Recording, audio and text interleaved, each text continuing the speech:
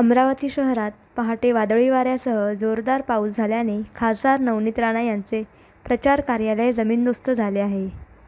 पावसामुळे अमरावती शहरातील काही भागातील वीजपुरवठाही खंडित झाला आहे। अमरावतीच्या इरविन चौकात मोठ्या प्रमाणात झाडे कोसळलेली दिसत आहेत। यामुळे वाहतुकीचा खोळंबा झालेला पाहायला मिळत आहे।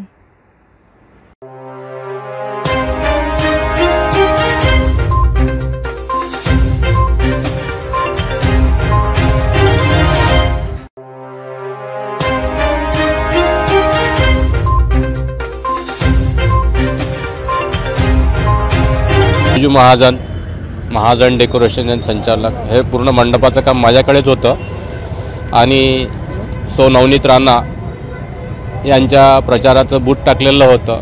रात्री 3:30-4 वाजताच्या दरम्यान खूप जोराने वादळ आणि हवा पाऊस आला, त्यात खूप नुकसान झालेलं आहे आणि काही जीवितहानी नाही झाली। 8 माणसं आतमध्ये झोपले होते, पण ते सगळे बाहेर निघाले, सुखरूप आहे, सगळे व्यवस्थित आहे, त्यामुळे काही असं नुकसान जीवितहानी झालेली नाही।